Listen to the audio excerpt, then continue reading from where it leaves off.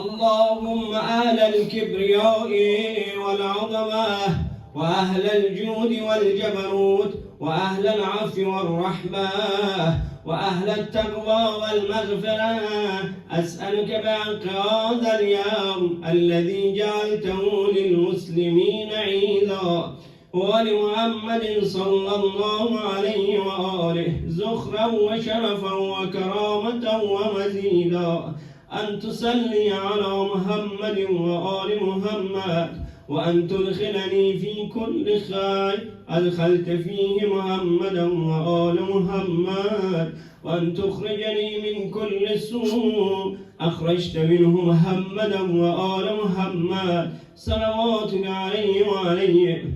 اللهم إني أسألك خير ما سألك منه عبادك الصالحون، وأعوذ بك مما استعاذ منه عبادك الصالحون. الله أكبر. اللهم آل الكبرياء والعظمة وآل الجود والجبروت وأهل العفو والرحمة وأهل التقوى والمغفرة، أسألك بحق هذا اليوم الذي جعلته للمسلمين عيدا ولمحمد صلى الله عليه وآله زخرا وشرفا وكرامة ومزيدا، أن تصلي على محمد وآل محمد، وأن تدخلني في كل خير أدخلت فيه محمدا وآل محمد، وأن تخرجني من كل سوء أخرجت منه محمد وآل محمد، صلواتك عليه وعليهم. اللهم إني أسألك خير ما سألك عبادك الصالحون، وأعوذ بك مما استعاذ منه عبادك الصالحون. الله أكبر.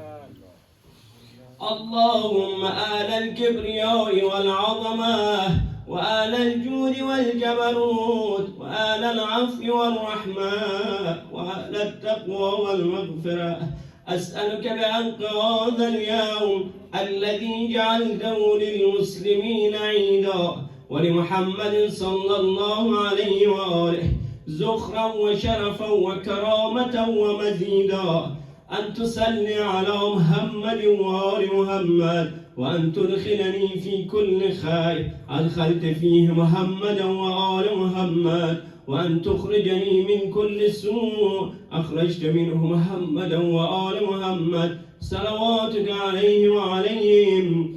اللهم إني أسألك خير ما سألك منه عبادك الصالحون، وأعوذ بك مما استعاذ منه عبادك الصالحون. الله أكبر.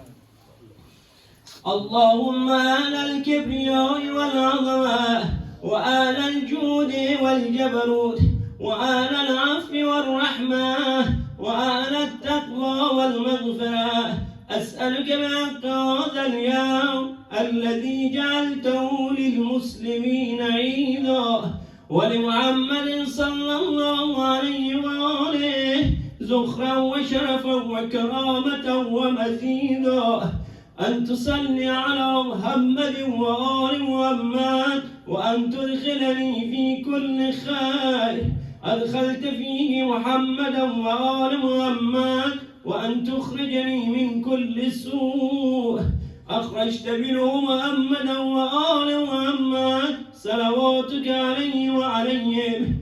اللهم إني أسألك خير ما سألك منه عبادك الصالحون، وأعوذ